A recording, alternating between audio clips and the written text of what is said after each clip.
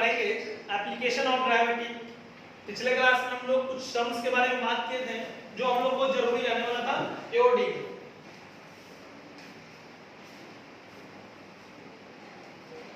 AOD application of gravity, उसमें एक topic है gravity as a ratio major.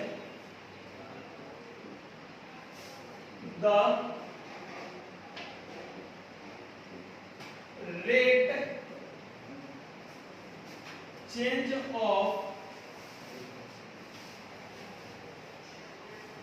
quantities का अगर रेट चेंज होता है तब क्या होगा? जैसे हम लोग dy by dx लिखते हैं, यानी कि इसका मतलब होता है कि y का रेट चेंज हो रहा है x के रिस्पेक्ट में। y का रेट चेंज हो रहा है x के रिस्पेक्ट में, तो इसको हम लोग क्या लिखेंगे? The rate of y change into WRT। WRT का मतलब होता है विथ रिस्पेक्ट टू x। इसको कैसे लिखेंगे?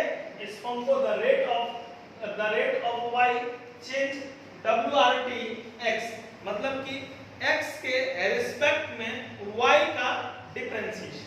कोई दिक्कत यहाँ तक नहीं? अब हम लोग कुछ क्वेश्चन से इसको देखते हैं जो भी टर्म बताए थे, स्क्वायर बताए थे, पेरीमीटर बताए थे, वॉल्यूम बताए थे, एरिया बताए थे, उससे हम लोग इसको देखते हैं। चलो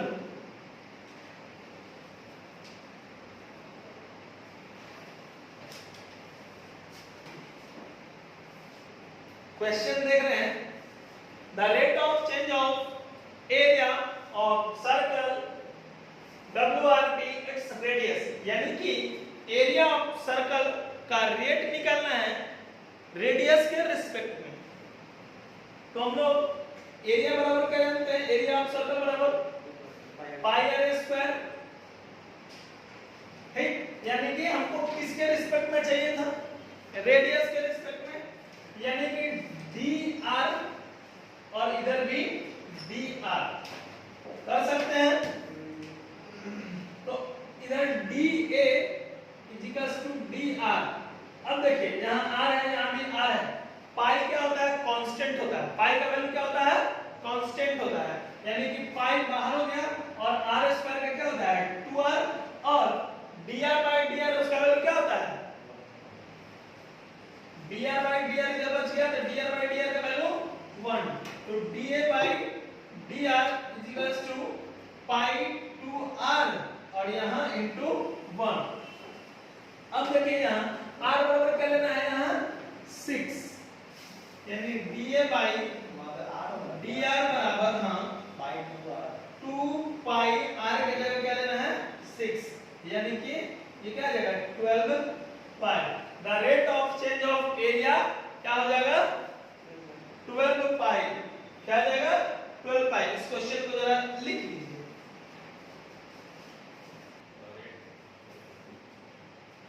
देखो जरा क्वेश्चन आप लोग पढ़िए, क्या क्वेश्चन है? पढ़िए कोई एक। The side of the square is increasing at a rate of 0.2 meter per second. Find the rate increasing of perimeter of the square. कितना बढ़ रहा है? 0.2 मीटर पर सेकेंड। सेकेंड क्या दिखाई दे रहा है? टाइम।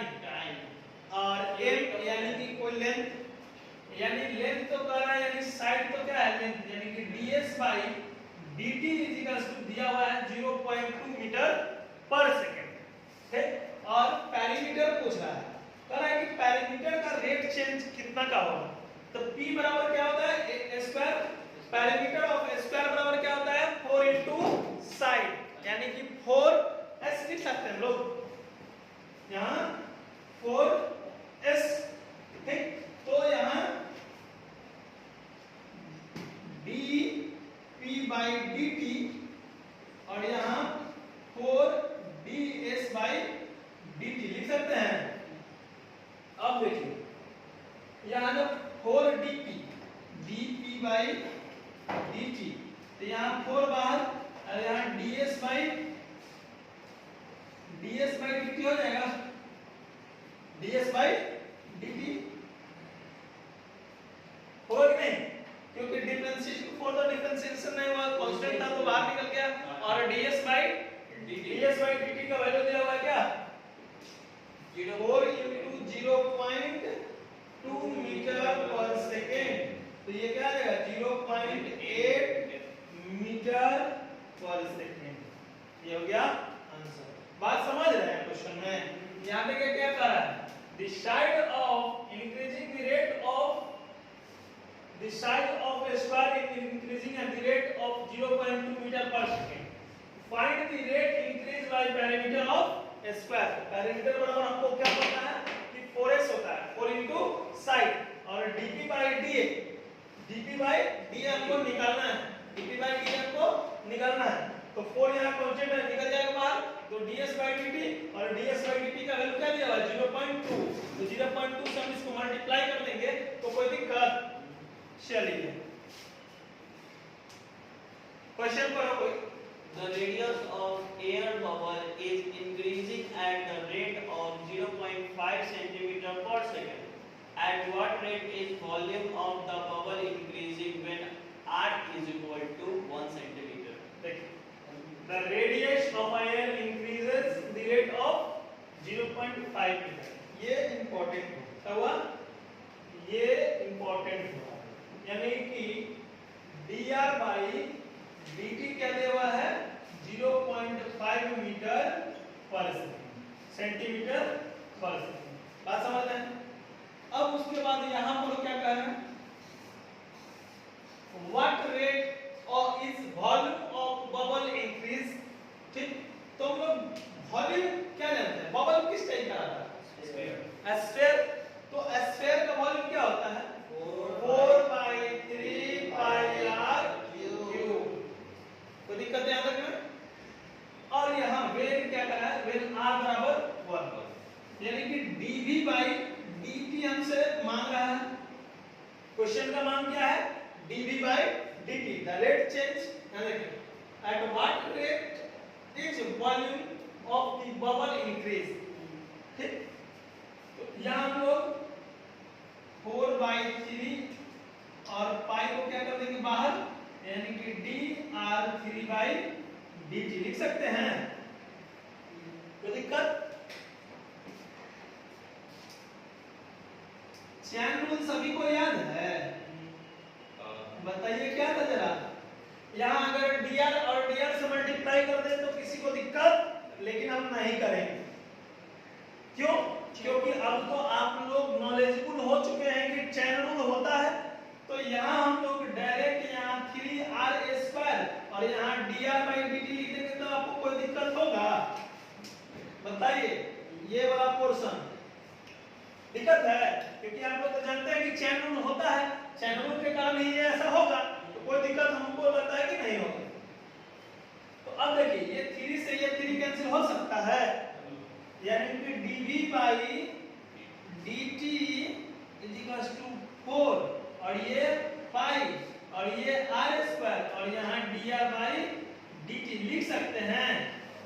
बोलिए यहाँ तक में किसी भी प्रकार का दिक्कत है तो बता दीजिए, दिक्कत है? चलिए यहाँ क्या है 4 दिख रहा है ना, 4 पाई और r बराबर क्या दिया हुआ है जी 1 सेंटीमीटर, यानी कि 1 का स्क्वायर लिख सकते हैं, इनटू dr by dt क्या दिया हुआ है, dr by dt क्या दिया हुआ है 0.5, मल्टीप्लाई कर दें तो यहाँ 4 पाई इंटू 1 इंटू 0.5 हो जाएगा। तो अब बताइए 4 इंटू 0.5 बराबर 2 पाई लिख सकते हैं, बोलिए कोई दिक्कत है? 0.5 इंटू 4 क्या हो जाएगा 2, और 1 को मल्टीप्लाई किए 2 से तो 2 और 2 पाई लिख सकते हैं। इफ अगर क्वेश्चन में अगर आगे में बढ़ा दे कि पाई बराबर 3.14 है तो आप लोग निकाल लीजिएगा, क्या रख दीजिएगा जी 3.14, 2 into 3.14 बराबर 6.28 सेंटीमीटर क्यूब पर सेकंड लिख सकते हैं। क्यूब पर सेकंड क्यों लिखे? क्योंकि वॉल्यूम का क्या होता है? सेंटीमीटर क्यूब, तो सब जगह क्यूब। और dt का क्या होता है? यहाँ dv बाई dt आ गया ना मेरा कितना, या तो लिख सकते हैं हम लोग 2 पाई लिख सकते हैं, 6.28 लिख सकते हैं, और उसके बगल में हमको क्या लिखना पड़ेगा? सेंटीमीटर क्यूब पर सेकेंड। कोई दिक्कत? चल इसको जरा लिख लो। हम लोग क्वेश्चन नंबर 10 देखते हैं। देख लिए क्वेश्चन आप लोग? ठीक है, क्वेश्चन नंबर 10 देख लिए। क्वेश्चन नंबर जो 10 था वो स्क्रीनशॉट ले लीजिएगा। अब आगे हम लोग इस पर देखते हैं। क्वेश्चन कह रहा है the stone is drop into a quite lake. Quite lake मतलब शांत झील। ये मान लो कि शांत झील है, ठीक। तो आप अगर यहाँ अगर एक स्टोन डालते हैं, देखो ध्यान से, अगर आप यहाँ एक स्टोन डालते हैं, ठीक, तो आप ये देखते होंगे कि ऐसे ऐसे वे में बनते जाता है, बनता है ना। एक स्टोन डालने पर ऐसा ऐसा बनते जाता है। तो अब पूरा क्वेश्चन आगे बताते हैं। And the wave move in a circular speed, ऐसे बढ़ता है ना दोनों तरफ ऐसे, ठीक। तो यहां देखिएगा, एट स्पीड ऑफ 3.5 सेंटीमीटर पर सेकेंड, यानी dr बाई dt बराबर दिया हुआ है 3.5 सेंटीमीटर पर सेकेंड। ध्यान दीजिएगा,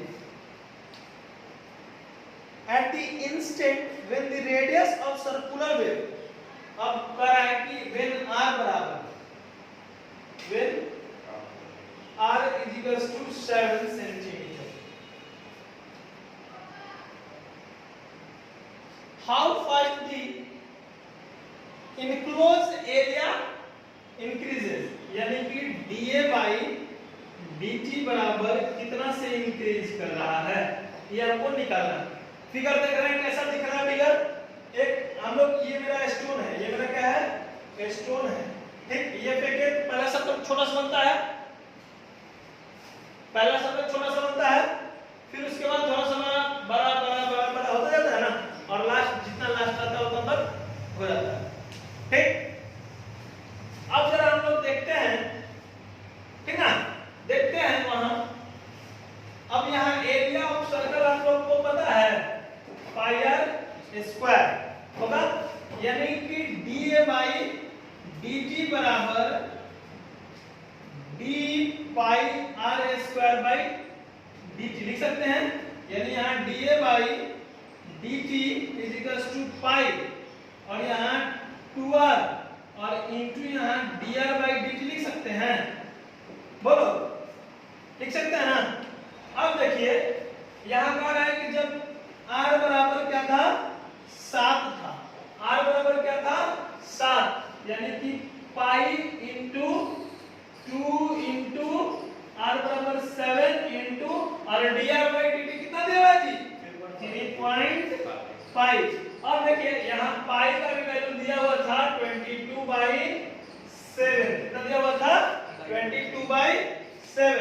तो अब हम लोग चलते हैं यहाँ, ये देखिए dA by dt is equals to pi की जगह 22/7, और इसकी जगह 2 7 3.5, 7 से 7 कैंसिल हो जाएगा जी। इधर देखिए यहाँ लिखते हैं dA by dt is equals to pi की जगह 22/7 इंटू 2 इंटू 7 इंटू 3.5, 7 से 7 कैंसिल, तो dA by dt is equals to 22 into 2 into 3.5, 7 multiply हो जाएगा 154 सेंटीमीटर स्क्वायर पर सेकंड। चलिए उतारिए इसको।